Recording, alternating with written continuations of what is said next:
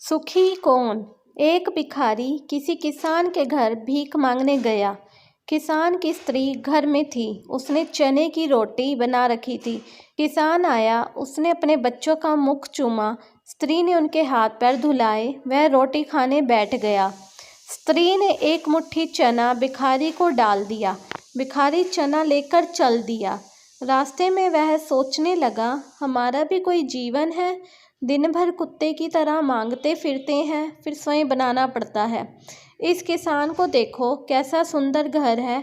घर में स्त्री है, बच्चे हैं, अपने आपन पैदा करता है, बच्चों के साथ प्रेम से भोजन करता है। वास्तव में सुखी तो यह किसान है।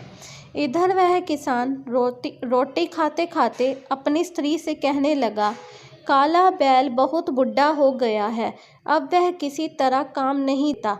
यदि कहीं से कुछ रुपयों का इंतजाम हो जाए तो इस साल काम चल जाए। घनश्याम महाजन के पास जाऊंगा, वह ब्याज पर दे देगा। भोजन करके वह घनश्याम महाजन के पास गया। बहुत देर चिरोरी विनती करने पर 1 रुपया सैकड़ा सूद पर घनश्याम ने रुपये देना स्वीकार किया। एक लोहे की तिजोरी में से घनश्याम ने एक थैली निकाली और गिनकर रुपये किसान को दिए। रुपये लेकर किसान अपने घर को चला। वह रास्ते में सोचने लगा, हम भी कोई आदमी है, घर में 5 रुपये भी नगद नहीं कि कितनी चिरोरी विनती करने पर उसने रुपये दिए। घनश्याम कितना धनी है, उस पर सैकड़ों रुपये हैं। वास्तव में सुखी तो यह घनश्याम ही है। घनश्याम एक छोटी सी दुकान चलाता था। वह एक बड़ी दुकान से कपड़े ले आता था और उसे बेचता था। दूसरे दिन घनश्याम कपड़े लेने गया।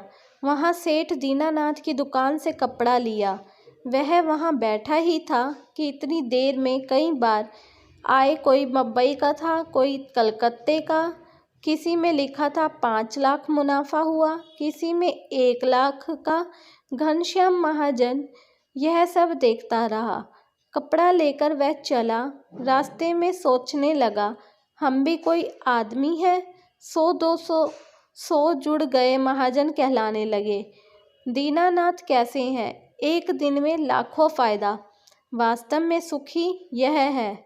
उधर दीनानाथ बैठे थे कि इतने में तार आया कि 5 लाख का घाटा हुआ। वे बड़ी चिंता में थे कि नौकर ने कहा, आज लाट साहब की शेर बहादुर सेठ के यहाँ दावत है, आपको जाना है। मोटर तैयार है। दीनानाथ मोटर पर चढ़कर शेर बहादुर की कोठी पर गया। वहाँ सोना चांदी की कुर्सियाँ पड़ी थी। शेर बहादुर जी से कलेक्टर कमिश्नर हाथ मिला रहे थे। बड़े बड़े सेठ खड़े थे। वहाँ दीनानाथ सेठ को कौन पूछता।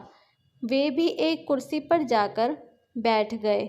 लाट साहब आए, शेर बहादुर से हाथ मिलाया,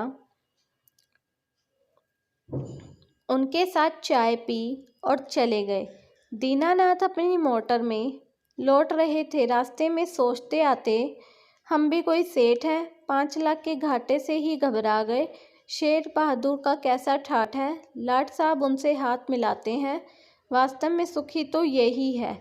अब इधर लाट साहब के चले जाने पर शेर बहादुर के सिर में दर्द हो गया।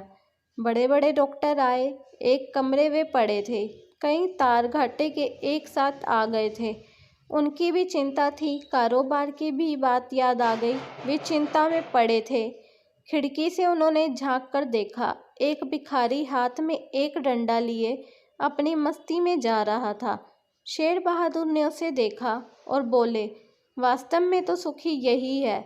इसे ना तो घाटे की चिंता, ना मुनाफे की फिक्र। इसे लाट साहब को पार्टी की भी नहीं देनी पड़ती, क्योंकि सुखी तो यही है। इस कहानी का कहने का मतलब इतना ही है कि हम एक दूसरे को सुखी समझते हैं। वास्तव में सुखी कौन है, इसे तो वही जानता है जिसे आंतरिक शांति है। दोस्तों, उम्मीद करती हूँ कि यह कहानी आपको पसंद आई होगी।